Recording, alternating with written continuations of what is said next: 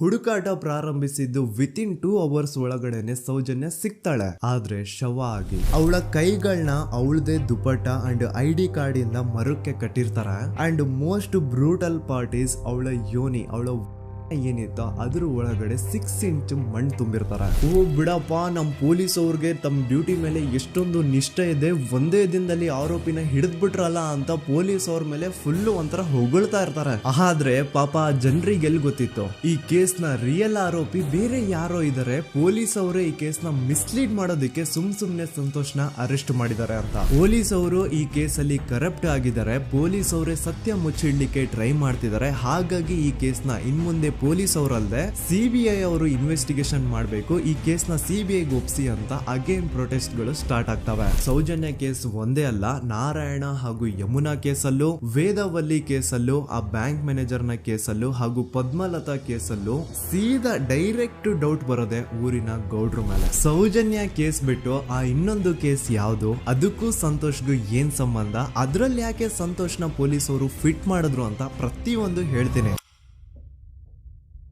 ನಾನು ಈ ಚಾನೆಲ್ ನ ಸ್ಟಾರ್ಟ್ ಮಾಡಿದಾಗಿಂದ one of the most requested video ಬಂದು ಸೌಜನ್ಯ ಕೇಸ್ ಬಗ್ಗೆ. ಸರಿ, ನಮ್ ದೂತ ಸಭೆಯ ಪ್ರಜೆಗಳು ಇಷ್ಟೊಂದು ಕೇಳ್ತಿದಾರಲ್ಲ, ಈ ಒಂದು ಕೇಸ್ ಬಗ್ಗೆ ವಿಡಿಯೋ ಮಾಡುವ ಅಂತ ಸೌಜನ್ಯ ಕೇಸ್ ಬಗ್ಗೆ ನಾನು ರಿಸರ್ಚ್ ಸ್ಟಾರ್ಟ್ ಮಾಡಿದೆ. ಅಂಡ್ ಟ್ರಸ್ಟ್ ಮೀ, ಎಷ್ಟೊಂದು ಕಾಂಪ್ಲೆಕ್ಸ್ ಈ ಒಂದು ಕೇಸ್ ಇದೆ ಅಂತಂದ್ರೆ ನನ್ ತಲೆನೇ ಕೆಟ್ಬಿಡ್ತು. ಬಟ್ ಡೋಂಟ್ ವರಿ, ನಿಮ್ಗಂತೂ ಪ್ರತಿ ಒಂದನ್ನ ತುಂಬಾ ಸಿಂಪಲ್ ಆಗಿ ಅರ್ಥ ಮಾಡಿಸ್ತೇನೆ. ಅನ್ಕೊಳ್ಳಿ, ಒಂದು ಊರು, ಆ ಊರಲ್ಲಿ ಒಂದು ಗೌಡ್ರ ಕುಟುಂಬ ಇದೆ. ಅಂಡ್ ಆ ಗೌಡ್ರ ಕುಟುಂಬ ತುಂಬಾನೇ ಪವರ್ಫುಲ್, ಲೈಕ್ ನಾವು ಮೂವೀಸ್ ಅಲ್ಲಿ ನೋಡ್ತೀವಿ ಹಂಗೆ. ಸೊ ಗೌಡ್ರ ಊರು ಬಂದು ಧರ್ಮಸ್ಥಳ ಅಂತ. ಆ ಒಂದು ಊರಲ್ಲಿ ಇವ್ರಿಗೆ ಸಖತ್ ಕಂಟ್ರೋಲ್ ಇರುತ್ತೆ. ಈವನ್ ಅದೇ ಒಂದು ರೀಜನ್ ಅಲ್ಲಿ ಇರುವಂತಹ ಒಂದು ತುಂಬಾನೇ ಪಾಪ್ಯುಲರ್ ದೇವಸ್ಥಾನನು ಸಹ ಇವರೇ ಕಂಟ್ರೋಲ್ ಮಾಡ್ತಿರ್ತಾರೆ. ಆ ಒಂದು ದೇವಸ್ಥಾನ ಇಂದ ಈ ಗೌಡ್ರ ಕುಟುಂಬಕ್ಕೆ ಎಷ್ಟೊಂದು ದುಡ್ಡು ಬರ್ತಾ ಇರುತ್ತೆ ಅಂತಂದ್ರೆ, ಅದೇ ದುಡ್ಡಲ್ಲಿ ಇವರು ಬೇಜನ್ ಪ್ರೈವೇಟ್ ಪ್ರೈಮರಿ ಅಂಡ್ ಹೈಸ್ಕೂಲ್ಸ್ ನ ಸ್ಥಾಪನೆ ಮಾಡಿರ್ತಾರೆ, ಬೇಜನ್ ಪ್ರೈವೇಟ್ ಮೆಡಿಕಲ್ ಕಾಲೇಜಸ್ ಇರ್ತವೆ, ಅಂಡ್ ಬೇಜನ್ ಪ್ರೈವೇಟ್ ದೊಡ್ಡ ದೊಡ್ಡ ಹಾಸ್ಪಿಟಲ್ಸ್ ಇರ್ತವೆ. ಒಟ್ಟಲ್ಲಿ ಹೇಳ್ಬೇಕು ಅಂತಂದ್ರೆ ದುಡ್ಡಿನ ಸುರಿಮಳೆ ಇವ್ರಿಗೆ. ನೋಡಿ, ನಮ್ಮ ಭಾರತ ದೇಶದಲ್ಲಿ ಒಂದು ಕಾನೂನು ಇದೆ, ದ ರಿಲಿಜಿಯಸ್ ಎಂಡೋಮೆಂಟ್ ಆಕ್ಟ್ 1863 ಅಂತ. ಬೇಸಿಕಲಿ ಈ ಒಂದು ಕಾನೂನು ಏನ್ ಹೇಳುತ್ತೆ ಅಂತಂದ್ರೆ, ಭಾರತದಲ್ಲಿ ಯಾವ್ದೆಲ್ಲ ಹಿಂದೂ ಟೆಂಪಲ್ಸ್ ಇದಾವೋ ಅವೆಲ್ಲ ಗವರ್ಮೆಂಟ್ ಪ್ರಾಪರ್ಟಿ. ಆ ಹಿಂದೂ ಟೆಂಪಲ್ಸ್ ನ ಮ್ಯಾನೇಜ್ಮೆಂಟ್ ಎಲ್ಲ ಗವರ್ಮೆಂಟ್ ಕೈಗೆ ಹೋಗಿ ಗವರ್ಮೆಂಟ್ ಡಿಸೈಡ್ ಮಾಡುತ್ತೆ ಆ ಮ್ಯಾನೇಜ್ಮೆಂಟ್ ಅಲ್ಲಿ ಯಾರ್ ಕೆಲ್ಸಕ್ಕೆ ಇರಬೇಕು, ಯಾರ್ ಕೆಲ್ಸಕ್ಕೆ ಇರಬಾರ್ದು, ಅಂಡ್ ಆ ಟೆಂಪಲ್ ಇಂದ ಬರ್ತಿರುವಂತಹ ಡೊನೇಷನ್ ಅಮೌಂಟ್ ನ ಏನ್ ಮಾಡ್ಬೇಕು ಅಂತ. ಸೊ ಈ ಒಂದು ಕಾನೂನಿನ ಪ್ರಕಾರ ಗವರ್ಮೆಂಟ್ ಇಂಡಿಯಾದಲ್ಲಿ ಇರುವಂತಹ ಆಲ್ಮೋಸ್ಟ್ ಎಲ್ಲಾ ಹಿಂದೂ ಟೆಂಪಲ್ಸ್ ನ ತನ್ನ ಕಂಟ್ರೋಲ್ ಅಲ್ಲಿ ತಗೋತಾ ಇರ್ಬೇಕಾದ್ರೆ ಗವರ್ಮೆಂಟ್ ಅಫಿಷಿಯಲ್ಸ್ ಧರ್ಮಸ್ಥಳ ಶ್ರೀ ಮಂಜುನಾಥ ದೇವಸ್ಥಾನಕ್ಕೂ ರೀಚ್ ಔಟ್ ಮಾಡ್ತಾರೆ. ಅಂಡ್ ಆಗ ಇಷ್ಟು ದಿನ ಟೆಂಪಲ್ ನ ಕಂಟ್ರೋಲ್ ಮಾಡ್ತಿದ್ದಂತಹ ಆ ಗೌಡ್ರ ಕುಟುಂಬ ಏನ್ ಹೇಳುತ್ತೆ ಗೊತ್ತಾ, ಇಲ್ಲ ಇಲ್ಲ, ಇದು ಹಿಂದೂ ಟೆಂಪಲ್ ಅಲ್ಲ, ಇದು ಜೈನ್ ಫ್ಯಾಮಿಲಿಗೆ ಬಿಲಾಂಗ್ ಮಾಡುವಂತಹ ಒಂದು ಪ್ರೈವೇಟ್ ಟೆಂಪಲ್ ಅಂತ ಹೇಳ್ತಾರೆ. ನಾನ್ ಇಷ್ಟು ದಿನ ಧರ್ಮಸ್ಥಳ ಶ್ರೀ ಮಂಜುನಾಥ ದೇವಸ್ಥಾನ ಒಂದು ಹಿಂದೂ ಟೆಂಪಲ್ ಅಂತ ಅನ್ಕೊಂಡಿದ್ದೆ, ಆದ್ರೆ ಈಗಷ್ಟೇ ನನಗೂ ಗೊತ್ತಾಗಿದ್ದು ಇದು ಹಿಂದೂ ಟೆಂಪಲ್ ಅಲ್ಲ, ಇದು ಒಂದು ಜೈನ್ ಫ್ಯಾಮಿಲಿಗೆ ಬಿಲಾಂಗ್ ಮಾಡುವಂತಹ ಪ್ರೈವೇಟ್ ಜೈನ್ ಟೆಂಪಲ್ ಅಂತ. ಸೊ ಹೀಗಾಗಿ ಗವರ್ಮೆಂಟ್ ಅಫಿಷಿಯಲ್ಸ್ ಏನೂ ಮಾಡಕ್ಕಾಗದೆ ಇವತ್ತಿನವರೆಗೂ ಈ ಒಂದು ಧರ್ಮಸ್ಥಳ ಶ್ರೀ ಮಂಜುನಾಥ ದೇವಸ್ಥಾನನ ಒಂದು ಪ್ರೈವೇಟ್ ಟ್ರಸ್ಟ್ ನಡೆಸ್ಕೊಂಡು ಹೋಗ್ತಿದೆ. ಅಂಡ್ ಆ ಪ್ರೈವೇಟ್ ಟ್ರಸ್ಟ್ ನ ಓನರ್ ಯಾರು, ಅದೇ ಗೌಡ್ರ ಕುಟುಂಬ. ನೋಡಿ, ನಾನು ಈ ವಿಡಿಯೋದಲ್ಲಿ ಯಾರ್ದು ರಿಯಲ್ ನೇಮ್ಸ್ ನ ಬಳಸ್ತಿಲ್ಲ. ಪ್ರೀವಿಯಸ್ಲಿ ಬೇರೆ ಯೂಟ್ಯೂಬರ್ಸ್ ತಮ್ಮ ವಿಡಿಯೋಸ್ ಅಲ್ಲಿ ರಿಯಲ್ ನೇಮ್ಸ್ ನ ಬಳಸಿದ್ದಾರೆ ಅನ್ನೋ ಒಂದೇ ಒಂದು ಕಾರಣಕ್ಕೆ ಅವ್ರ ವಿಡಿಯೋಸ್ ನ ಡಿಲೀಟ್ ಮಾಡಿಸಿದ್ದಾರೆ. ಸೊ ಅವ್ರ ಜೊತೆ ಆಗಿದ್ದು ನನ್ ಜೊತೆ ಆಗೋದ್ ಬೇಡ, ಸತ್ಯ ಮುಚ್ಚೋಗೋದು ನನ್ಗಿಷ್ಟ ಇಲ್ಲ. ಹಾಗಾಗಿ ನಾನು ಇಲ್ಲಿ ರಿಯಲ್ ನೇಮ್ಸ್ ನ ಬಳಸ್ತಿಲ್ಲ. ಆದ್ರೆ ನಾನು ಯಾರನ್ನ ಪಾಯಿಂಟ್ ಔಟ್ ಮಾಡಿ ಹೇಳ್ತಿದ್ದೀನಿ ಅನ್ನೋದು ಮಾತ್ರ ನಿಮಗೆ ತುಂಬಾ ಕ್ಲಿಯರ್ಲಿ ಅರ್ಥ ಆಗುತ್ತೆ. Don't worry.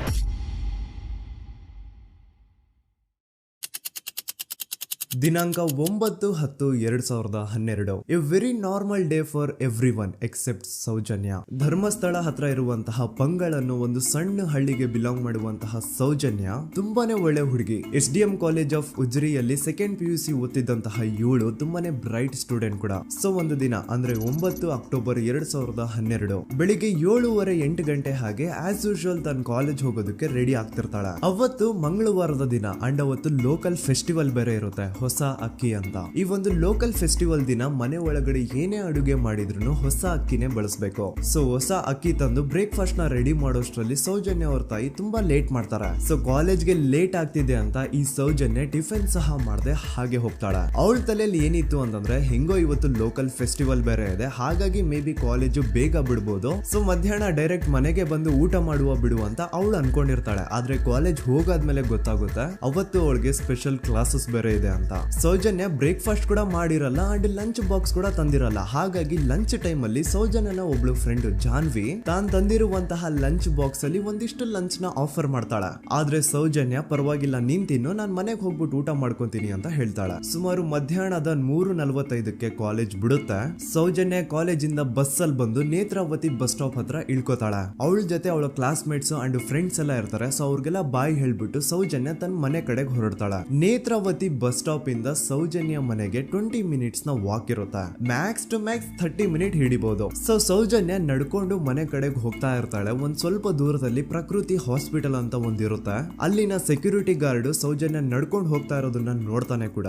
ನಂತರ ಸೌಜನ್ಯ ಒಂದು 10 ನಿಮಿಷ ಹಂಗೆ ಮುಂದೆ ನಡ್ಕೊಂಡು ಹೋಗಾದ್ಮೇಲೆ ಸೌಜನ್ಯಗೆ ತನ್ನ ಮಾವ ಸಿಗ್ತಾರೆ. ಅವರು ಸೌಜನ್ಯನ ನೋಡಿ ಮಾತಾಡಿಸ್ತಾರೆ. ಯಾಕಮ್ಮ ಕಾಲೇಜಿಂದ ಇಷ್ಟು ಲೇಟ್ ಬರ್ತಿದ್ಯಾ ಅಂತ ಕೇಳ್ತಾರೆ. ಆಗ ಸೌಜನ್ಯ ಇಲ್ಲ ಮಾವ, ಕಾಲೇಜಲ್ಲಿ ಸ್ಪೆಷಲ್ ಕ್ಲಾಸ್ ಇತ್ತು ಹಾಗಾಗಿ ಲೇಟ್ ಆಗ್ಬಿಡ್ತು ಅಂತ ಹೇಳಿ ಒಂದೆರಡು ಮಾತಾಡಿಸಿ ನಂತರ ತನ್ನ ಮನೆ ಕಡೆ ತಾನು ಹೊರಡ್ತಾಳೆ. ಈಗ ಆ ಒಂದು ಪಾಯಿಂಟ್ ಇಂದ ಸೌಜನ್ಯಗೆ ತನ್ನ ಮನೆ ಹೋಗ್ಲಿಕ್ಕೆ 10 ನಿಮಿಷ ಬೇಕು. ಮ್ಯಾಕ್ಸ್ ಟು ಮ್ಯಾಕ್ಸ್ 20 ಮಿನಿಟ್ ಅನ್ಕೊಳ್ಳಿ. 3:45ಕ್ಕೆ ಕಾಲೇಜ್ ಬಿಟ್ರೆ ಅರೌಂಡ್ 4:30ಗೆ ಮನೇಲಿ ಇರ್ಬೇಕಾಗಿದ್ದು ಹುಡುಗಿ 6:30-7 ಗಂಟೆ ಆಗಿದ್ರು ಮನೆಗೆ ಸೇರಿರಲ್ಲ. ಸೊ ಮನೇಲಿ ಸೌಜನ್ಯ ಅವ್ರ ತಾಯಿಗೆ ಟೆನ್ಷನ್ ಸ್ಟಾರ್ಟ್ ಆಗುತ್ತೆ. ಏನಪ್ಪಾ ಈ ಹುಡುಗಿ ಎಷ್ಟೊತ್ತಾದ್ರೂ ಇನ್ನು ಮನೆಗ್ ಬಂದಿಲ್ವಲ್ಲ ಅಂತ. ಸೊ ಅವ್ರೇನ್ ಮಾಡ್ತಾರೆ, ಸೌಜನ್ಯ ಅವ್ರ ತಂದೆ ಕಾಲ್ ಮಾಡ್ಬಿಟ್ಟು ರೀ ಹಿಂಗೆ 3:30-4 ಗಂಟೆಗೆ ಕಾಲೇಜಿಂದ ಮನೆಗ್ ಬರ್ತಿದ್ದಿದ್ ನಮ್ ಹುಡುಗಿ ಇವತ್ತು 7 ಗಂಟೆ ಆದ್ರೂ ಇನ್ನು ಮನೆಗ್ ಬಂದಿಲ್ಲ, ನೀವು ಸ್ವಲ್ಪ ಬೇಗ ಮನೆಗ್ ಬಂದು ವಿಚಾರಿಸಿ ಅಂತ ಗಾಬ್ರಿಲಿ ಹೇಳ್ತಾರೆ. ಸರಿ ಅಂತ ಸೌಜನ್ಯ ಅವ್ರ ತಂದೆ ಮನೆಗ್ ಬಂದ್ಬಿಟ್ಟು ಸೌಜನ್ಯನ ಫ್ರೆಂಡ್ಸ್ ಕ್ಲಾಸ್ ಮೇಟ್ಸ್ ಯಾರ್ದೆಲ್ಲ ಅವ್ರ ಹತ್ರ ನಂಬರ್ ಇರುತ್ತೋ ಅವ್ರಿಗೆಲ್ಲ ಕಾಲ್ ಮಾಡ್ಬಿಟ್ಟು ಸೌಜನ್ಯ ಬಗ್ಗೆ ಕೇಳ್ತಾರ. ನಮ್ ಹುಡುಗಿ ಏನಾದ್ರು ನಿಮ್ ಮನೆಗ್ ಬಂದಿದ್ದಾಳ ಅಮ್ಮ ಅಂತ. ಆದ್ರೆ ಸೌಜನ್ಯನ ಫ್ರೆಂಡ್ಸ್ ಅಂಡ್ ಕ್ಲಾಸ್ ಮೇಟ್ಸ್ ಎಲ್ಲ ಇಲ್ಲ ಅಂಕಲ್ ನಮ್ಮ ಮನೆಗಂತೂ ಸೌಜನ್ಯ ಏನು ಬಂದಿಲ್ಲ, ಅವಳು ಬಸ್ ಸ್ಟಾಪ್ ಇಂದ ಸೀದಾ ನಿಮ್ ಮನೆ ಕಡೆಗೇನೆ ಹೊರಟ್ಲಲ್ವಾ, ಯಾಕೆ ಇನ್ನೂ ಬಂದಿಲ್ವಾ ಅಂತ ಕೇಳ್ತಾರ.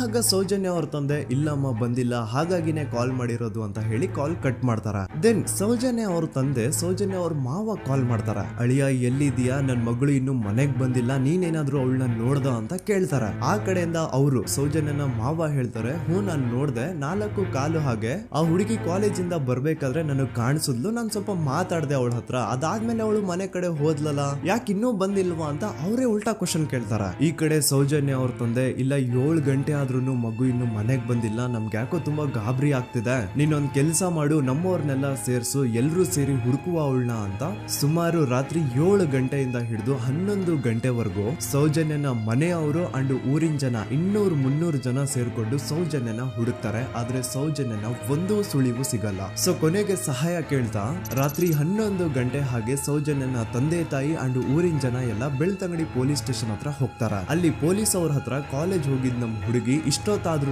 ಇನ್ನು ಮನೆಗ್ ಬಂದಿಲ್ಲ, ಎಷ್ಟು ಹುಡುಕಿದ್ರು ಸಿಗ್ತಾ ಇಲ್ಲ, ಸೊ ಪ್ಲೀಸ್ ಒಂದು ಮಿಸ್ಸಿಂಗ್ ರಿಪೋರ್ಟ್ ನ ಫೈಲ್ ಮಾಡಿ ನಮ್ ಹುಡುಗಿನ ಹುಡುಕೊಡಿ ಅಂತ ಕೇಳ್ಕೊತಾರ.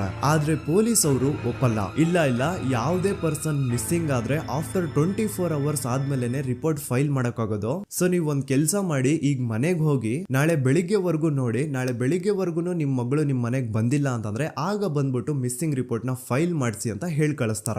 ಆಗ ಆಲ್ಮೋಸ್ಟ್ ಮಿಡ್ ನೈಟ್ ಆಗಿರೋದ್ರಿಂದ ಅಂಡ್ ಮಳೆ ಬೇರೆ ತುಂಬಾ ಜೋರಾಗಿ ಬರ್ತಾ ಇರುತ್ತೆ. ಸೊ ಈ ಸಿಚುವೇಶನ್ ಅಲ್ಲಿ ಸೌಜನ್ಯನ ಹುಡುಕ್ಲಿಕ್ಕೆ ಆಗಲ್ಲ. ನಾಳೆ ಬೆಳಿಗ್ಗೆ ಸೇರ್ಕೊಂಡು ಅಗೇನ್ ಎಲ್ರು ಸೌಜನ್ಯನ ಹುಡುಕುವ ಅಂತ ಸೌಜನ್ಯನ ಮನೆಯವರು ಅಂಡ್ ಊರಿನ ಜನ ಎಲ್ರು ತಮ್ಮ ಮನೆಗೆ ಹೋಗ್ಬಿಡ್ತಾರ.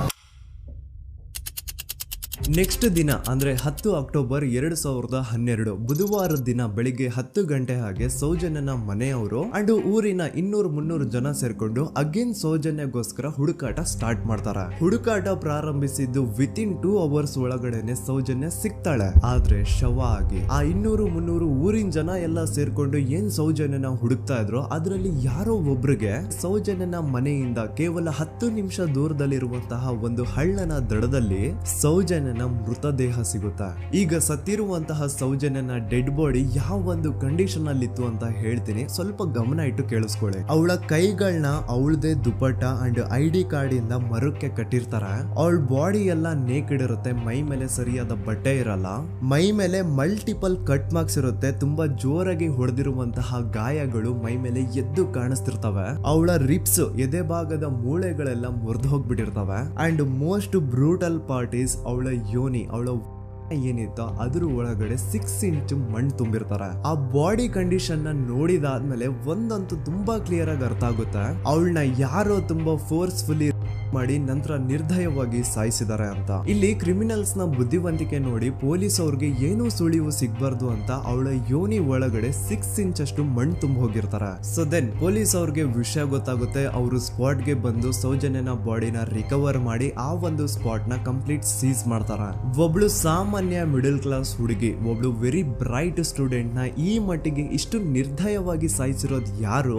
ಇನ್ ಕೇಸ್ ಏನಾದ್ರೂ ಈ ಕ್ರೈಮ್ ಮಾಡಿದವನು ಸಿಕ್ಕಿ ಬಿದ್ರೆ ಅವನ್ನ ಸುಮ್ನೆ ಬಿಡಬಾರ್ದು ಅಂತ ಜನ ಆಕ್ರೋಶ ವ್ಯಕ್ತಪಡಿಸ್ತಾರೆ. ಅಂಡ್ ಗೆಸ್ ವಾಟ್, ನಮ್ ಪೊಲೀಸ್ ಅವರು ಇಷ್ಟೊಂದು ಫಾಸ್ಟ್ ಆಗಿ ಇನ್ವೆಸ್ಟಿಗೇಷನ್ ಕಂಪ್ಲೀಟ್ ಮಾಡ್ತಾರೆ ಅಂತ ನಾನಂತೂ ಎಕ್ಸ್ಪೆಕ್ಟ್ ಮಾಡಿರ್ಲಿಲ್ಲ. ಅಂಡ್ ಈವನ್ ಈ ಒಂದು ವಿಷಯದಿಂದ ಊರಿನ ಜನನು ಶಾಕ್ ಆಗ್ತಾರೆ. ಸೌಜನ್ಯ ಬಾಡಿ ಸಿಕ್ಕಿದ್ದ ನೆಕ್ಸ್ಟ್ ದಿನ ಅಂದ್ರೆ 11 ಅಕ್ಟೋಬರ್ 2012 ಸಂಜೆ 5 ಗಂಟೆ ಹಾಗೆ ಯಾರು ಸೌಜನ್ಯನ ಪಂಡು ಮರ್ಡರ್ ಮಾಡಿದ್ನೋ ಆ ಕ್ರಿಮಿನಲ್ ಕೂಡ ಸಿಕ್ಕಿ ಬೀಳ್ತಾನೆ. ಈಗ ನೀವು ಥಿಂಕ್ ಮಾಡ್ಬೋದು, ಸೌಜನ್ಯನ ಯಾರು ಮರ್ಡರ್ ಮಾಡಿದ್ರು ಅಂಡ್ ಯಾರ ಕ್ರೈಮ್ ನ ಮಾಡಿದ್ರು ಅವನು ನೆಕ್ಸ್ಟ್ ದಿನಾನೇ ಸಿಕ್ಕಿ ಬಿದ್ದ. ಹಾಗಿದ್ರೆ ಈ ಕೇಸ್ ಯಾವಾಗ್ಲೂ ಕ್ಲೋಸ್ ಆಗ್ಬಿಡ್ಬೇಕಿತ್ತು. ಆದ್ರೂ ಸ್ಟಿಲ್ ಇವತ್ತಿನ ದಿನವರೆಗೂ ಯಾಕೆ ಈ ಕೇಸ್ ಪದೇ ಪದೇ ನ್ಯೂಸ್ ಅಲ್ಲಿ ಬರುತ್ತೆ ಅಂದ್ರೆ, ನಮ್ ದೂತ ಸಭೆಯ ಪ್ರಜೆಗಳೇ ರೆಡಿ ಆಗಿ, ಆರೋಪಿ ಸಿಕ್ಕಾದ್ಮೇಲೆ ಈ ಕೇಸು ಕ್ಲೋಸ್ ಆಗಿಲ್ಲ. ಆಕ್ಚುಲಿ ಈ ಕೇಸು ಓಪನ್ ಆಗಿದ್ದೆ ಈಗ.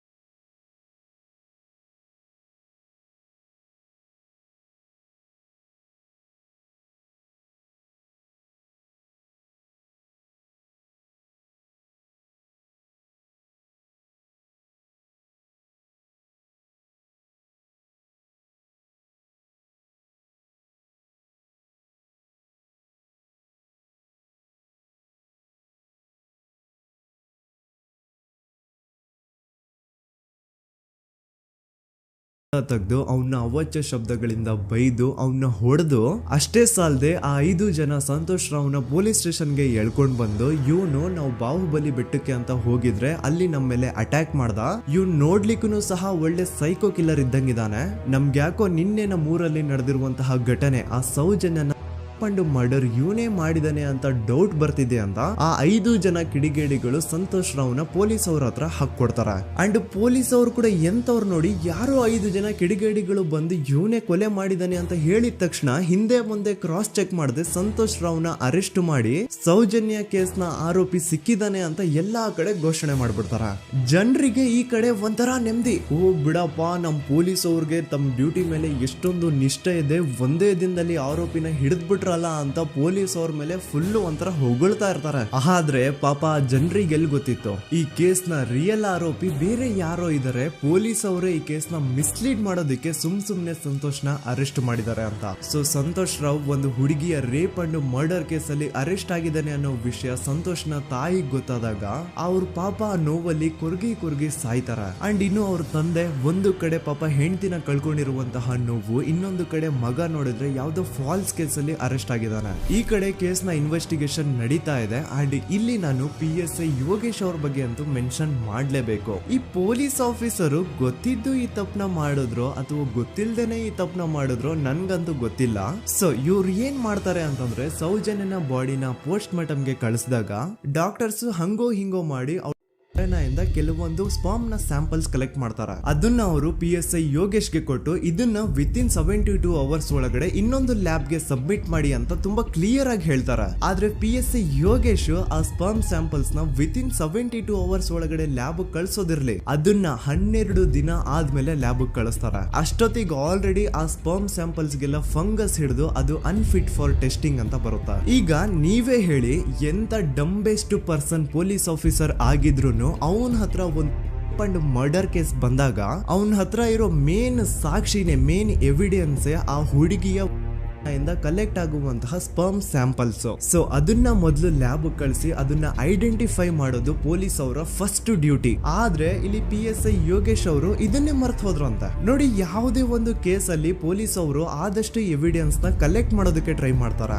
ಆದ್ರೆ ಈ ಒಂದು ಕೇಸ್ ಅಲ್ಲಿ ಮಾತ್ರ ಪೊಲೀಸ್ ಅವರು ಎವಿಡೆನ್ಸ್ ನ ಕಲೆಕ್ಟ್ ಮಾಡೋ ಬದಲಾಗಿ ಎವಿಡೆನ್ಸ್ ನ ಡಿಸ್ಟ್ರಾಯ್ ಮಾಡೋದ್ರಲ್ಲಿ ಮುಂದೆ ಇದ್ರು. ಅಷ್ಟೇ ಅಲ್ಲದೆ ಈ ಪೊಲೀಸ್ ಆಫೀಸರ್ ಸೇರ್ಕೊಂಡು ಸಂತೋಷ್ ರಾವ್ಗೆ ಸೆಲ್ ಅಲ್ಲಿ ಎಂತ ಟಾರ್ಚರ್, ಎಂತ ಹಿಂಸೆ ಕೊಡ್ತಾರೆ ಅಂದ್ರೆ ನೆನ್ಸ್ಕೊಂಡ್ರೆ ಮೈ ಜುಮ್ ಅನ್ನುತ್ತಾ. ಹೊಡಿಯೋದು, ಕೆಟ್ಟದಾಗ ಬೈಯೋದು, ಇದೆಲ್ಲ common. Most brutal parties Santosh ರಾವ್ನ ಪ್ಯಾಂಟ್ ಬಿಚ್ಚಿ ಅವನ ಪ್ರೈವೇಟ್ ಪಾರ್ಟ್ ಮೇಲೆ ಬಿಸಿ ಬಿಸಿ ಕುದೀತಾ ಇರುವಂತಹ ನೀರ್ ಚಲ್ತಾರ. ಈ ಕ್ರೈಮ್ ನೀನೇ ಮಾಡಿದ್ಯಾ ಅಂತ ಒಪ್ಕೋ, ಇಲ್ಲ ಅಂತಂದ್ರೆ ನಿನ್ನ ಸೆಲ್ ಒಳಗಡೆನೆ ಸಾಯಿಸ್ಬಿಡ್ತೀವಿ, ನಿನ್ನ ತಂದೆ ತಾಯಿ ಎಲ್ರು ಸಾಯಿಸ್ಬಿಡ್ತೀವಿ ಅಂತ ಬ್ಲಾಕ್ ಮೇಲ್ ಮಾಡ್ತಾರ. ನೋಡಿ, ಸಂತೋಷ್ ರಾವ್ ಜಾಗದಲ್ಲಿ ನನ್ನಂತ ನಿಮ್ಮಂತ ನಾರ್ಮಲ್ ಪರ್ಸನ್ ಯಾರಾದ್ರೂ ಇದ್ದಿದ್ರೆ ಪೊಲೀಸ್ ಅವರು ಕೊಡ್ತಿರುವಂತಹ ಹಿಂಸೆನ ತಡ್ಕೊಳಕ್ಕಾಗದೆ ಆ ಕ್ರೈಮ್ ಮಾಡಿಲ್ಲ ಅಂದ್ರೂ ಮಾಡಿದೀನಿ ಅಂತ ಒಪ್ಕೊಬಿಡ್ತಾ ಇದ್ವಿ. ಆದ್ರೆ ಸಂತೋಷ್ ರಾವ್ ಮೆಂಟಲಿ ಇಲ್ಲಿರೋದೇ ಅವನ್ಗೆ ಅಡ್ವಾಂಟೇಜ್ ಆಗೋಯ್ತು. ಪೊಲೀಸ್ಗಳು ಸಂತೋಷ್ ರಾವ್ಗೆ ಎಷ್ಟೇ ಹೊಡೆದ್ರು, ಎಷ್ಟೇ ಬೈದ್ರು, ಎಷ್ಟೇ ಬ್ಲಾಕ್ ಮೇಲ್ ಮಾಡಿದ್ರು ಸಂತೋಷ್ ರಾವ್ ಬಾಯಲ್ಲಿ ನಾನ್ ಈ ಕ್ರೈಮ್ ನ ಮಾಡಿಲ್ಲ ಅಂತಾನೆ ಬರುತ್ತೆ ಹೊರತು ಆ ಕ್ರೈಮ್ ನ ಅವನು ಒಪ್ಕೊಳ್ಳೋದೇ ಇಲ್ಲ. ದೆನ್ ಕೋರ್ಟ್ ಟ್ರಯಲ್ಸ್ ಸ್ಟಾರ್ಟ್ ಆಗುತ್ತೆ. ಈ ಕ್ರೈಮ್ ನ ಸಂತೋಷೇ ಮಾಡಿದಾನೆ ಅಂತ ಸೌಜನ್ಯ ಕಡೆಯ ಲಾಯರ್ ವಾದ ಮಾಡ್ತಾನೆ.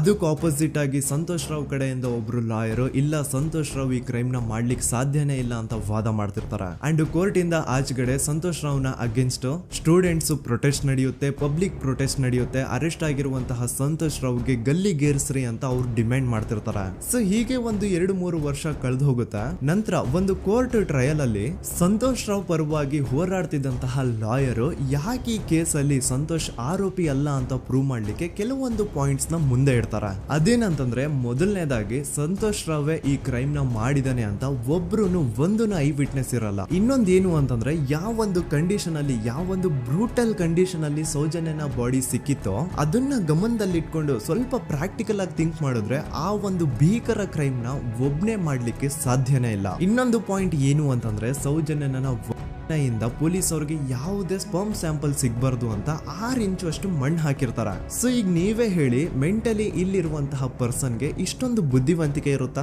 ಅನ್ಕೊಳ್ಳಿ. ಅಷ್ಟೊಂದು ಬುದ್ಧಿವಂತಿಕೆ ಅವ್ನಿಗಿದ್ರು ಆ ಕ್ರೈಮ್ ಮಾಡಾದ್ಮೇಲೆ ಅವನ ಆ ಊರಿಂದ ಓಡ್ ಹೋಗ್ಬೋದಾಗಿತ್ತು. ಆದ್ರೆ ಮತ್ತ್ಯಾಕೆ ಅವನು ಅದೇ ಊರಲ್ಲೇ ಇರ್ತಾನೆ. ಅಂಡ್ ಸೌಜನ್ಯ ಕೊನೆಯದಾಗಿ ಪ್ರಕೃತಿ ಹಾಸ್ಪಿಟಲ್ ಮುಂದ್ಗಡೆಯಿಂದ ನಡ್ಕೊಂಡು ಹೋಗ್ತಾ ಇರ್ಬೇಕಾದ್ರೆ ಆ ಪ್ರಕೃತಿ ಹಾಸ್ಪಿಟಲ್ ನ ಸೆಕ್ಯೂರಿಟಿ ಗಾರ್ಡ್ ನೋಡ್ತಾನೆ. ಅಂಡ್ ಪ್ರಕೃತಿ ಹಾಸ್ಪಿಟಲ್ ನ ಆಚೆಗಡೆ CCTV ಕ್ಯಾಮರಾನು ಇರುತ್ತೆ. ಸಡನ್ಲಿ ಆ CCTV ಫುಟೇಜ್ ಕೂಡ ಕಾಣೆ ಆಗ್ಬಿಡುತ್ತಾ. ಇನ್ನೊಂದೇನು ಅಂತಂದ್ರೆ, ಸೌಜನ್ಯನ ಮರ್ಡರ್ ಆಗಿದ್ದು ನೆಕ್ಸ್ಟ್ ದಿನಾನೇ ಪೊಲೀಸ್ ಅವರು ಆರೋಪಿನ ಹಿಡಿದ್ರು. ಸೊ ಹಾಗಿದ್ದಾಗ ಆ ಕಲೆಕ್ಟ್ ಮಾಡಿರುವಂತಹ ಸ್ಪರ್ಮ್ ಸ್ಯಾಂಪಲ್ಸ್ ನ ಲ್ಯಾಬ್ ಗೆ ಕಳಿಸಿ ಇವನೇ ಆರೋಪಿ ಅಂತ ಕನ್ಫರ್ಮ್ ಮಾಡೋ ಬದಲಾಗಿ ಯಾಕೆ ಪೊಲೀಸ್ ಅವರು ಆ ಸ್ಪರ್ಮ್ ಸ್ಯಾಂಪಲ್ಸ್ ನ ತಮ್ಮ ಹತ್ರನೇ ಇಟ್ಕೊಂಡು 12 ದಿನವರೆಗೂ ಅದಕ್ಕೆ ಫಂಗಸ್ ಹಿಡಿಯೋವರೆಗೂ ಕಾದು ಆಮೇಲೆ ಅದನ್ನ ಲ್ಯಾಬ್ ಕಳಿಸಿದ್ರು. ಅಂಡ್ ಮೇನ್ ಇಂಪಾರ್ಟೆಂಟ್ ಆಗಿ ಸಂತೋಷ್ ರಾವ್ಗೆ ಒಂದು ಗುಪ್ತ ರೋಗ ಇರುತ್ತೆ, ಅದೇ ಫಿಮೋಸಿಸ್ ಅಂತ. ಈ ಕಾಯಿಲೆ ಏನು ಅಂತ ನಾನು ಈ ವಿಡಿಯೋದಲ್ಲಿ ಡೀಟೇಲ್ಡ್ ಆಗಿ ಎಕ್ಸ್ಪ್ಲೈನ್ ಮಾಡ್ಲಿಕ್ಕೆ ಆಗಲ್ಲ. ಜಸ್ಟ್ ತಿಳ್ಕೊಳ್ಳಿ, ಈ ಒಂದು ಕಾಯಿಲೆ ಇರೋರು ಇಂಟಿಮಸಿ ಮಾಡ್ಲಿಕ್ಕೆ ಆಗಲ್ಲ. ಇನ್ ಕೇಸ್ ಮಾಡಿದ್ರು ಅವರು ಸುಖ ಅಲ್ಲ ನರಕ ಕಾಣ್ತಾರ. ಸೊ ಇಷ್ಟೆಲ್ಲ ವ್ಯಾಲಿಡ್ ಪಾಯಿಂಟ್ಸ್, ಇಷ್ಟೆಲ್ಲ ಫ್ಯಾಕ್ಟ್ಸ್ ಕಣ್ ಮುಂದೆ ಇರ್ಬೇಕಾದ್ರೆ ಸ್ಟಿಲ್ ಪೊಲೀಸ್ ಅವರು ಯಾಕೆ ಈ ಕ್ರೈಮ್ ನ ಸಂತೋಷ್ ರಾವೇ ಮಾಡಿದಾನೆ ಅಂತ ಇವನ್ ಹಿಂದೆ ಬಿದ್ದಿದ್ದಾರೆ. ಯಾಕೆ ಅವರು ಈ ಕ್ರೈಮ್ ಇವನ್ ಬಿಟ್ರೆ ಬೇರೆ ಯಾರಾದ್ರೂ ಮಾಡಿರ್ಬೋದಲ್ಲ ಅಂತ ಆ ಆಂಗಲ್ ಅಲ್ಲಿ ಇನ್ವೆಸ್ಟಿಗೇಷನ್ ಮಾಡ್ತಿಲ್ವಲ್ಲ ಅಂತ ಪೊಲೀಸ್ ಅವರ ಇನ್ವೆಸ್ಟಿಗೇಷನ್ ಮೇಲೆ ಈಗ ಕ್ವಶನ್ ಬರುತ್ತೆ. So after hearing all of this, ಎಲ್ಲರಿಗೂ ಈಗ ಪೊಲೀಸ್ ಅವರ ಇನ್ವೆಸ್ಟಿಗೇಷನ್ ಇನ್ವೆಸ್ಟಿಗೇಷನ್ ಮೇಲೆ ಡೌಟ್ ಬರುತ್ತೆ. ಅಂಡ್ ಈವನ್ ಸೌಜನ್ಯ ಅವ್ರ ಮನೆಯವರು ಕೂಡ ನಿಜವಾದ ಆರೋಪಿ ಸಂತೋಷ್ ಅಲ್ಲ ಅಂತ ತಮ್ಮ ಅಭಿಪ್ರಾಯನ ವ್ಯಕ್ತಪಡಿಸ್ತಾರೆ. ಆಗ ಅಲ್ಲಿವರೆಗೂ ಸಂತೋಷ್ ರಾವ್ನ ಗಲ್ಲಿಗೇರಿಸಿ ಅಂತ ಏನು student protest and public protest ಎಲ್ಲ ನಡೀತಾ ಇತ್ತು, ಈಗ ಅದೆಲ್ಲ ನಿಂತು ಹೋಗಿ ಎಲ್ಲಾ ಹೇಟ್ರೇಡ್ ಪೊಲೀಸ್ ಅವ್ರ ಕಡೆಗೆ ಹೋಗುತ್ತೆ. ಪೊಲೀಸ್ ಅವರು ಈ ಕೇಸಲ್ಲಿ ಕರಪ್ಟ್ ಆಗಿದ್ದಾರೆ, ಪೊಲೀಸ್ ಅವರೇ ಸತ್ಯ ಮುಚ್ಚಿಡ್ಲಿಕ್ಕೆ ಟ್ರೈ ಮಾಡ್ತಿದ್ದಾರೆ. ಹಾಗಾಗಿ ಈ ಕೇಸ್ ನ ಇನ್ ಮುಂದೆ ಪೊಲೀಸ್ ಅವರಲ್ಲದೆ ಸಿಬಿಐ ಅವರು ಇನ್ವೆಸ್ಟಿಗೇಷನ್ ಮಾಡಬೇಕು, ಈ ಕೇಸ್ ನ ಸಿಬಿಐ ಒಪ್ಸಿ ಅಂತ ಅಗೇನ್ ಪ್ರೊಟೆಸ್ಟ್ ಗಳು ಸ್ಟಾರ್ಟ್ ಆಗ್ತವೆ. ಸೊ ಧರ್ಮಸ್ಥಳದಲ್ಲಿ ಇಷ್ಟೊಂದು ಹೋರಾಟಗಳಾಗ್ತಿದಾವೆ, ಒಬ್ಳು ಹುಡುಗಿ ಜೊತೆ ಇಷ್ಟೊಂದು ಅನ್ಯಾಯ ಆಗಿದೆ, ಆದ್ರೂ ಸಹ ಧರ್ಮಾಧಿಕಾರಿ ಏನು ಮಾತೇ ಆಡ್ತಿಲ್ವಲ್ಲ ಈ ಹುಡುಗಿ ಬಗ್ಗೆ ಅಂತ ಜನರು ಪ್ರಶ್ನೆ ಮಾಡಿದಾಗ ಆಗ ಧರ್ಮಾಧಿಕಾರಿನೂ ಜನರು ಮುಂದೆ ಬಂದ್ಬಿಟ್ಟು ಈ ಕೇಸ್ ನ ಸಿಬಿಐ ಒಪ್ಸಿ ಅಂತ ಹೋರಾಟ ಮಾಡ್ತಾರ. ನಂತರ ಈ ಒಂದು ಕೇಸು ಪೊಲೀಸ್ ಅವರಿಂದ ಸಿಬಿಐ ಕೈಗೆ ಹೋಗುತ್ತೆ. ಸಿಬಿಐ ಕೈಗೆ ಹೋಗಿದ ತಕ್ಷಣ ಇಲ್ಲೇನು ಸತ್ಯ ಹೊರಗೆ ಬಂದಿಲ್ಲ. ಆ ಸಿಬಿಐ ಅವರು 3-4 ವರ್ಷ ಟೈಮ್ ತಗೊಂಡು ಮತ್ತೆ ಈ ಒಂದು ಕೇಸ್ ನ ರೀ ಇನ್ವೆಸ್ಟಿಗೇಷನ್ ಮಾಡ್ತಾರೆ.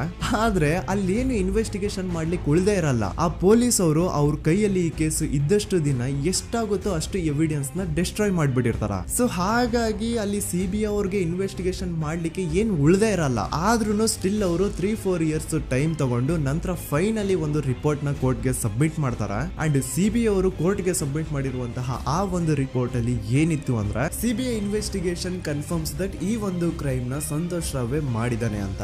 ಆದ್ರೆ ಐರೋನಿ ಈಸ್ ಇದೇ ಒಂದು ರಿಪೋರ್ಟ್ ಅಲ್ಲಿ ಇವ್ರು ಏನ್ ಹೇಳ್ತಾರೆ ಅಂದ್ರೆ ಅವ್ರಿಗೆ ಯಾವುದೇ ತರ ಎವಿಡೆನ್ಸ್ ಸಿಕ್ಕಿಲ್ಲ ಅಂತ. ಯಾಕಂದ್ರೆ ಈ ಸೌಜನ್ಯ ಕೇಸು ಪೊಲೀಸ್ ಅವ್ರ ಕೈಯಲ್ಲಿ ಇದ್ದಾಗ ಪೊಲೀಸ್ ಅವರು ತಮ್ಮ ನಿರ್ಲಕ್ಷ್ಯದಿಂದ ಎಲ್ಲಾ ಎವಿಡೆನ್ಸ್ ನ ಕಳ್ಕೊಂಡ್ಬಿಟ್ಟಿರ್ತಾರೆ. ಅಂತದ್ರಲ್ಲಿ ಯಾವ ಒಂದು ಆಧಾರದ ಮೇಲೆ ಇವರು ಸಂತೋಷ್ ರಾವೇ ಈ ಕ್ರೈಮ್ ನ ಮಾಡಿದ್ದಾರೆ ಅಂತ ಕ್ವಶನ್ ಮಾಡಿದಾಗ ಸಿಬಿಐ ಅವ್ರ ಕಡೆಯಿಂದ ನೋ ಆನ್ಸರ್. ನೋಡಿ, ಮೊದ್ಲು ಈ ಒಂದು ಕೇಸ್ ನ ಪೊಲೀಸ್ ಅವರು ಇನ್ವೆಸ್ಟಿಗೇಷನ್ ಮಾಡಿ ನಂತರ ಈ ಒಂದು ಕೇಸು ಸಿಬಿಐ ಅವ್ರ ಕೈಗೆ ಹೋಗಿ ಅವರು 3-4 ವರ್ಷ ಟೈಮ್ ತಗೊಂಡು ಇನ್ವೆಸ್ಟಿಗೇಷನ್ ಮಾಡಿ ದೆನ್ ಫೈನಲ್ ರಿಪೋರ್ಟ್ ನ ಕೋರ್ಟ್ ಗೆ ಸಬ್ಮಿಟ್ ಮಾಡೋಷ್ಟ್ರಲ್ಲಿ ಸುಮಾರು 5-6 ವರ್ಷ ಕಳೆದು ಹೋಗಿರುತ್ತೆ. ಅಂಡ್ ಸ್ಟಿಲ್ ಈ ಒಂದು ಕೇಸಲ್ಲಿ ಏನೂ ಕನ್ಕ್ಲೂಷನ್ ಸಿಕ್ಕಿರಲ್ಲ. ಎವ್ರಿ ಇಯರ್ ಸೌಜನ್ಯನ ಬರ್ತ್ಡೇ ಇದ್ದಾಗ ಅಥವಾ ತಿಥಿ ಇದ್ದಾಗ ಅವಳನ್ನ ನೆನೆಸ್ಕೊಂಡು ಅವಳ ಹೆಸರಲ್ಲಿ public protest and student protest ನಡೀತಾನೆ ಇರ್ತವೆ. ಸೊ ಒಂದು ದಿನ ಈ ಒಂದು ಪ್ರೊಟೆಸ್ಟ್ ಗಳ ನ್ಯೂಸ್ ಗಿರೀಶ್ ಮುಟ್ಟಣ್ಣನವರ ಗಮನಕ್ಕೆ ಬರುತ್ತೆ.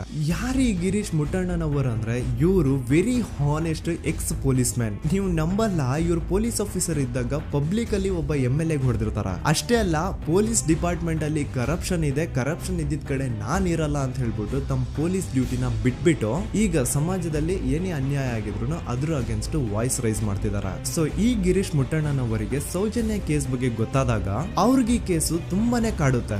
ಅಲ್ಲ, ಇಷ್ಟೊಂದು ವರ್ಷಗಳಾಗೋಯ್ತು ಆ ಹುಡುಗಿ ಜೊತೆ ಅನ್ಯಾಯ ಆಗಿ, ಸ್ಟಿಲ್ ಈ ಒಂದು ಕೇಸ್ ನ ಕನ್ಕ್ಲೂಷನ್ ಸಿಕ್ತಿಲ್ವಲ್ಲ, ಏನ್ ನಡೀತಿದೆ ಧರ್ಮಸ್ಥಳದಲ್ಲಿ ಅರ್ಥ ಆಗ್ತಿಲ್ವಲ್ಲ ಅಂತ ಈ ಗಿರೀಶ್ ಅವರು ತಮ್ಮ ಹಳೆ ಪೊಲೀಸ್ ಕಾಂಟ್ಯಾಕ್ಟ್ಸ್ ನ ಯೂಸ್ ಮಾಡ್ಕೊಂಡು ಆ ಸೌಜನ್ಯ ಕೇಸ್ ಫೈಲ್ ನ ಒಂದು ಕಾಪಿನ ತಮ್ಮ ಹತ್ರ ತರಿಸ್ಕೋತಾರ. ಆ ಒಂದು ಕೇಸ್ ಫೈಲ್ ಅಲ್ಲಿ ಸೌಜನ್ಯ ಬಗ್ಗೆ ಅಷ್ಟೇ ಅಲ್ಲದೆ ಸಂತೋಷ್ ರಾವ್ ಬಗ್ಗೆನೂ ಇನ್ಫಾರ್ಮೇಶನ್ ಇರುತ್ತೆ. ಅಂಡ್ ಗಿರೀಶ್ ಅವರು ಸಂತೋಷ್ ಬಗ್ಗೆ ಇರುವಂತಹ ಇನ್ಫಾರ್ಮೇಶನ್ ನೋಡ್ತಾ ಇರ್ಬೇಕಾದ್ರೆ ಅವರು ಒಂದು ವಿಷಯನ ನೋಟಿಸ್ ಮಾಡ್ತಾರ.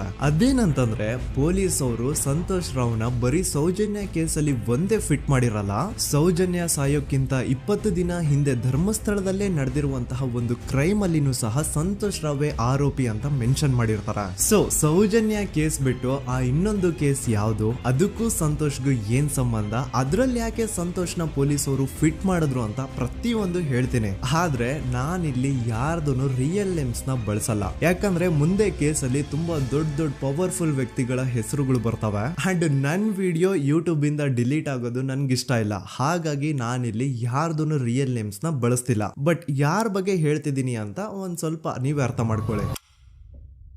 ನೋಡಿ, ಧರ್ಮಸ್ಥಳದಲ್ಲಿ ಮಾಫಿಯಾ ಕೈಂಡ್ ಆಫ್ ನಡೆಸ್ತಿರುವಂತಹ ಒಂದು ವೆರಿ ಪವರ್ಫುಲ್ ಗೌಡ್ರು ಕುಟುಂಬ ಇದೆ. ಇವ್ರ ಹತ್ರ ಬೇಜನ್ ಆಸ್ತಿ, ಬೇಜನ್ ದುಡ್ಡು, ಬೇಜನ್ ಪವರ್, ಬೇಜನ್ ಇನ್ಫ್ಲೂಯೆನ್ಸ್ ಎಲ್ಲಾನು ಇದೆ. ಆ ಊರಲ್ಲಿ ಈ ಗೌಡ್ರು ಕುಟುಂಬದ್ದು ಎಷ್ಟೊಂದು ಕಂಟ್ರೋಲ್ ಇದೆ ಅಂತಂದ್ರೆ ಅವ್ರನ್ನ ಎದುರು ಹಾಕೊಳ್ಳೋರೆ ಯಾರು ಇಲ್ಲ. ಅಂಡ್ ಈ ಒಂದು ಗೌಡ್ರು ಕುಟುಂಬ ಒಂದು ಪ್ರೈವೇಟ್ ಟ್ರಸ್ಟ್ ಹೆಸರಲ್ಲಿ ಒಂದು ವೆರಿ ಪಾಪ್ಯುಲರ್ ದೇವಸ್ಥಾನನ ಸುಮಾರು ವರ್ಷಗಳಿಂದ ತಲೆ ಮಾರುಗಳಿಂದನೂ ನಡ್ಸ್ಕೊಂಡ್ ಬಂದಿರ್ತಾರ. ಅದೇ ಒಂದು ದೇವಸ್ಥಾನದಲ್ಲಿ 60 ವರ್ಷ ವಯಸ್ಸಾಗಿರುವಂತಹ ನಾರಾಯಣ ಅನ್ನೋ ಒಬ್ಬ ವ್ಯಕ್ತಿ ಮಾವುತನಾಗಿ ಕೆಲಸ ಮಾಡ್ತಿರ್ತಾನೆ. ನಾರಾಯಣ ಅವ್ರ ತಂದೆನೂ ಅದೇ ದೇವಸ್ಥಾನದಲ್ಲಿ ಮಾವುತಾಗಿ ಕೆಲಸ ಮಾಡ್ತಾ ಇದ್ರು, ಅವ್ರ ತಂದೆನೂ ಅದೇ ದೇವಸ್ಥಾನದಲ್ಲಿ ಮಾವುತಾಗಿ ಕೆಲಸ ಮಾಡ್ತಾ ಇದ್ರು. ಸೊ ಹೀಗೆ ತಲೆ ಮಾರುಗಳಿಂದ ಮಾವುತ ಆಗಿನೇ ನಾರಾಯಣನ ಕುಟುಂಬ ಆ ಒಂದು ದೇವಸ್ಥಾನದಲ್ಲಿ ಕೆಲಸ ಮಾಡ್ತಾ ಇರುತ್ತೆ. ಸೊ ಒಮ್ಮೆ ತುಂಬಾ ವರ್ಷಗಳ ಹಿಂದೆ ನಾರಾಯಣ ಅವ್ರ ತಂದೆ ಆ ದೇವಸ್ಥಾನದಲ್ಲಿ ಮಾವುತಾಗಿ ಕೆಲಸ ಮಾಡ್ತಾ ಇರ್ಬೇಕಾದ್ರೆ ಆಗಿನ ದೇವಸ್ಥಾನದ ಧರ್ಮಾಧಿಕಾರಿ ಆ ಮಾವುತನ ಕೆಲ್ಸದ ಮೇಲೆ ಇರುವಂತಹ ನಿಷ್ಠೆ, ಅವನ ನಿಯತ್ತು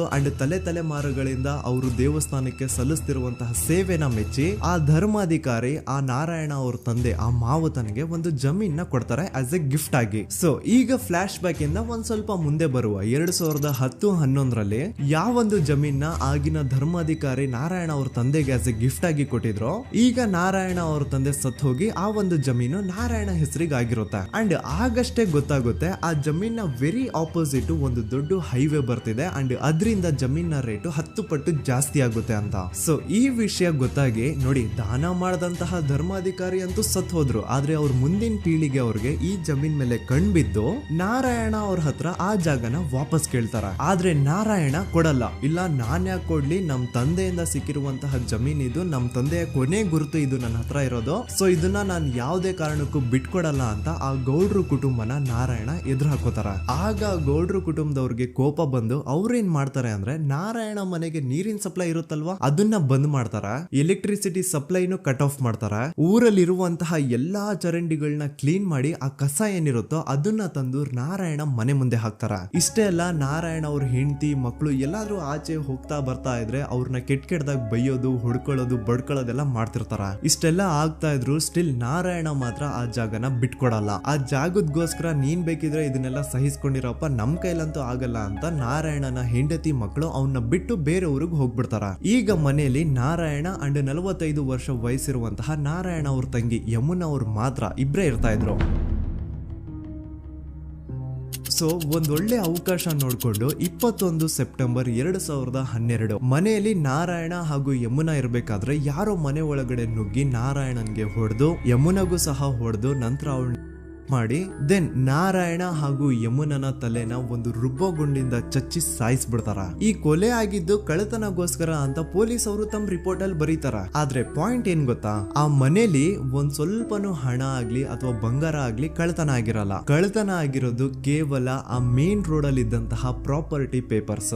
ಎಂತ ಕೋಇನ್ಸಿಡೆನ್ಸ್ ನೋಡಿ, ಯಾವ ಒಂದು ಜಮೀನಿನ ಪತ್ರ ನಾರಾಯಣ ಮನೆಯಿಂದ ಕಳ್ಳತನ ಆಗಿದ್ವೋ ಅದೇ ಒಂದು ಜಮೀನಲ್ಲಿ 10 ವರ್ಷ ಆದ ನಂತರ ಒಂದು ದೊಡ್ಡ ಹೋಟೆಲ್ ಸ್ಥಾಪನೆ ಆಗುತ್ತೆ ಅಂಡ್ ಆ ಹೋಟೆಲ್ ನ ಇನಾಗ್ರೇಷನ್ ಗೆ ಚಿಕ್ಕ ಗೌಡ್ರು ಬರ್ತಾರ. ಸೊ ಈಗೇನು ನಾರಾಯಣ ಹಾಗೂ ಯಮುನನ ಕೊಲೆ ಆಗಿದ್ಯೋ ಇದಾಗಿದ್ದು 20 ದಿನ ಆದ್ಮೇಲೆ ಸೌಜನ್ಯ ಜೊತೆ ಅಂತ ನಿರ್ದಯ ಘಟನೆ ಆಗಿದ್ದು. ಸೊ ಪೊಲೀಸ್ ಅವರು ಸೌಜನ್ಯ ಕೇಸಲ್ಲಿ ಸಂತೋಷ್ ರಾವ್ನ ಫಿಟ್ ಮಾಡೋದಲ್ದೆ ಈ ಒಂದು ನಾರಾಯಣ ಹಾಗೂ ಯಮುನಾ ಕೇಸಲ್ಲೂ ಸಹ ಸಂತೋಷ್ ರಾವ್ನೆ ಫಿಟ್ ಮಾಡಿರ್ತಾರ. ಇಲ್ಲಿ ಡೇಟ್ಸ್ ನ ಸ್ವಲ್ಪ ನೆನ್ಪಿಟ್ಕೊಳ್ಳಿ. ನಾರಾಯಣ ಹಾಗೂ ಯಮುನನ ಕೊಲೆ ಆಗಿದ್ದು 21 ಸೆಪ್ಟೆಂಬರ್ 2012 ಅಂಡ್ ಸಂತೋಷ್ ರಾವ್ ಧರ್ಮಸ್ಥಳಕ್ಕೆ ಬಂದಿದ್ದು 9 ಅಕ್ಟೋಬರ್ 2012, 20 ದಿನ ಆದ್ಮೇಲೆ. ಸೊ ನಾರಾಯಣ ಹಾಗೂ ಯಮುನನ ಕೊಲೆ ಆದಾಗ ಊರಲ್ಲೇ ಇಲ್ದೆ ಎಲ್ಲೋ ಶೃಂಗೇರಿಯಲ್ಲಿ ಯಾವುದೋ ಒಂದು ಹೋಟೆಲ್ ಅಲ್ಲಿ ಕೆಲಸ ಮಾಡ್ತಿದ್ದಂತಹ ಸಂತೋಷ್ ರಾವ್ ಹೇಗೆ ಈ ಒಂದು ಕೇಸಲ್ಲಿ ಆರೋಪಿ ಆಗ್ತಾನೆ? ಸೊ ಇದೇ ಒಂದು ಪಾಯಿಂಟ್ ನ ನೋಟಿಸ್ ಮಾಡಿ ಗಿರೀಶ್ ಮುಟ್ಟಣ್ಣನವರು ಧರ್ಮಸ್ಥಳಕ್ಕೆ ಬಂದು ಸಂತೋಷ್ ನ ಲಾಯರ್ ಜೊತೆ ಡಿಸ್ಕಸ್ ಮಾಡ್ತಾರ.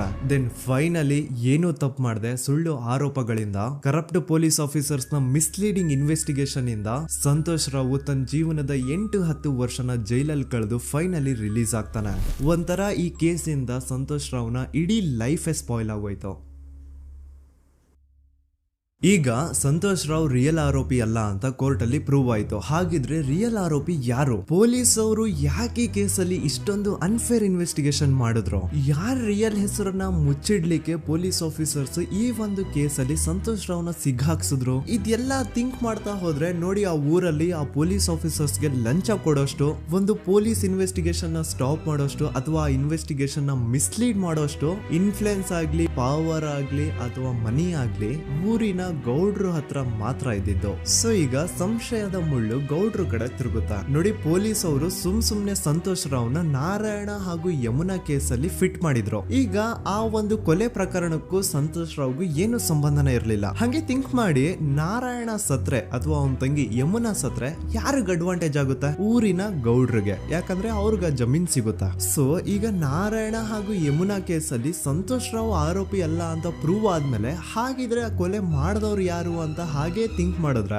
ಗಿರೀಶ್ ಮುಟ್ಟಣ್ಣನವರಿಗೆ ಆ ಊರಿನ ಗೌಡ್ರ ಮೇಲೆ ಡೌಟ್ ಬರುತ್ತೆ. ಅದೇ ಒಂದು ಡೌಟ್ ಅಲ್ಲಿ ಗಿರೀಶ್ ಮುಟ್ಟಣ್ಣನವರು ಮಹೇಶ್ ತಿಮ್ರೊಡ್ಡಿ ಅಂತ ಇನ್ನೊಬ್ರ ಜೊತೆ ಸೇರ್ಕೊಂಡು ಈ ಹಿಂದೆ ಆ ಒಂದು ಊರಲ್ಲಿ ಆ ಧರ್ಮಸ್ಥಳದಲ್ಲಿ ಈ ಊರಿನ ಗೌಡ್ರು ಯಾವ್ದಾವ್ದೆಲ್ಲ ಕ್ರೈಮ್ ಗಳು ಮಾಡಿದಾರೆ ಅಂತ ಊರಿನ ಜನರಿಂದ ತಿಳ್ಕೊತಾರ. ನಂತರ ಆ ಊರಿನ ಜನ ಯಾವ್ದಾವ್ದೆಲ್ಲ ಮ್ಯಾಟರ್ಸ್ ಹೇಳಿದ್ರು ಆ ಕೇಸ್ ಫೈಲ್ಸ್ ನೆಲ್ಲ ತಿರುಗಿಸಿ ಮುರುಗಿಸಿ ನೋಡಿದಾಗ ನೀವು ನಂಬಲ್ಲ, ಸೌಜನ್ಯ ಕೇಸ್ ಏನೇನು ಅಲ್ಲ, ಅದಕ್ಕಿಂತ ಭೀಕರ ಕೊಲೆಗಳು ಧರ್ಮಸ್ಥಳದಲ್ಲಿ ಆಗಿವೆ ಅಂಡ್ ಎಲ್ಲಾ ಕೊಲೆಗಳ ಹಿಂದೆ ಗೌಡ್ರು ಕುಟುಂಬದ್ದೇ ಕೈ ಇದೆ ಅಂತ ಎದ್ದು ಕಾಣಿಸುತ್ತೆ. 1977 ವೇದಾವಲ್ಲಿ ಕೇಸ್. ಅಂಡ್ ಈ ಒಂದು ಪ್ರೈವೇಟ್ ಸ್ಕೂಲು ಬೇರೆ ಯಾರ್ದು ಅಲ್ಲ, ಆ ಗೌಡ್ರು ಕುಟುಂಬದ. ಈ ಸ್ಕೂಲ್ ಅಲ್ಲಿ 1977 ಅಲ್ಲಿ ವೇದಾವಲ್ಲಿ ಅಂತ ಒಬ್ರು ಟೀಚರ್ ವರ್ಕ್ ಮಾಡ್ತಿರ್ತಾರ. ವೇದಾವಲ್ಲಿ ಆ ಟೀಚರ್ ಜಾಬ್ ಗೆ ತುಂಬಾನೇ ಓವರ್ ಕ್ವಾಲಿಫೈಡ್. ಅವರ ಕ್ವಾಲಿಫಿಕೇಶನ್ಸ್ ನ ಗಮನದಲ್ಲಿ ಇಟ್ಕೊಂಡ್ರೆ ಅವ್ರಿಗೆ HM ಅಥವಾ ಪ್ರಿನ್ಸಿಪಲ್ ನ ಪೋಸ್ಟ್ ಸಿಗ್ಬೇಕು. ಆದ್ರೂ ಸಹ ವೇದಾವಲ್ಲಿ ಆಸ್ ಎ ಟೀಚರ್ ಆಗಿನೇ ಕೆಲಸ ಮಾಡ್ಕೊಂಡು ಹೋಗ್ತಿರ್ತಾರ.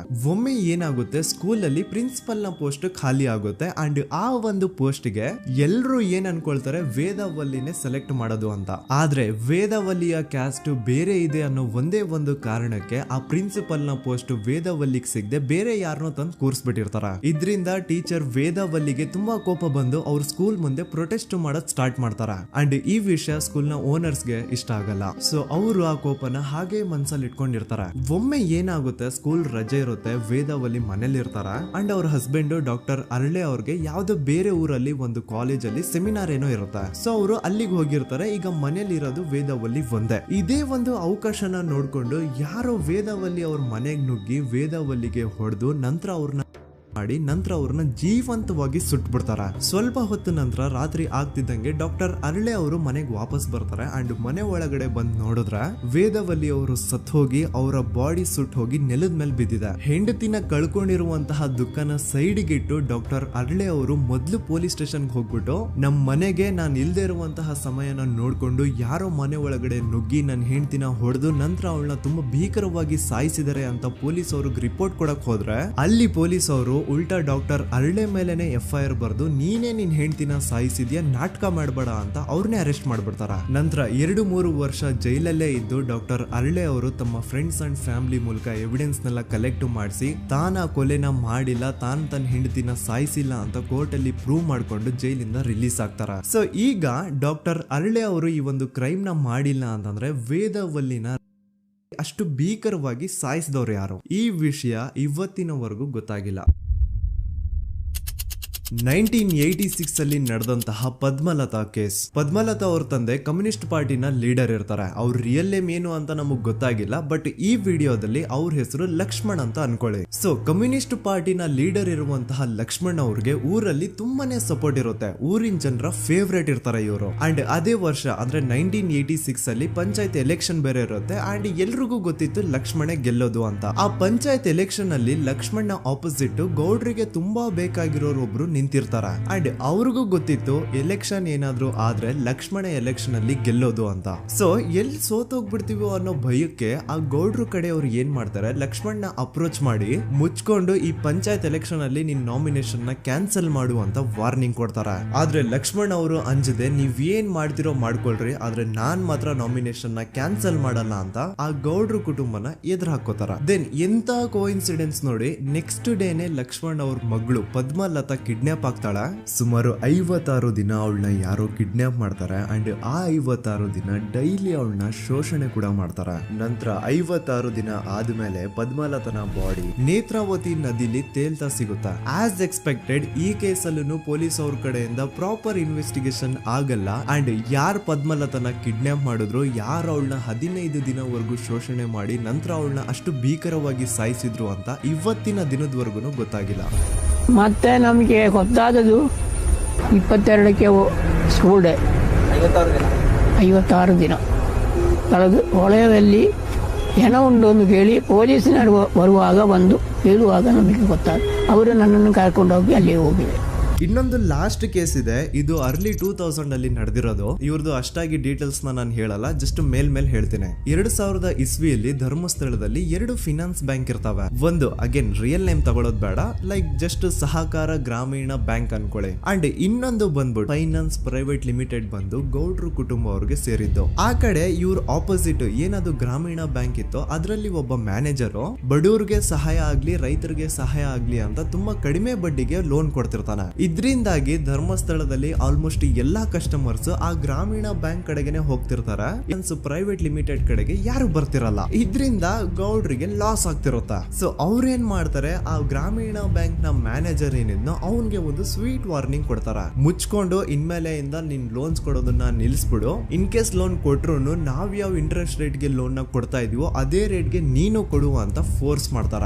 ಆದ್ರೆ ಆ ಗ್ರಾಮೀಣ ಬ್ಯಾಂಕ್ ನ ಮ್ಯಾನೇಜರ್ ಇದ್ಯಾವುದನ್ನು ಕಿವಿಗೆ ಹಾಕೊಳ್ಳಾರ್ದೆ ಅವನ್ ಕೆಲಸ ಅವ್ನ್ ಮಾಡ್ಕೊಂಡು ಹೋಗ್ತಾನ.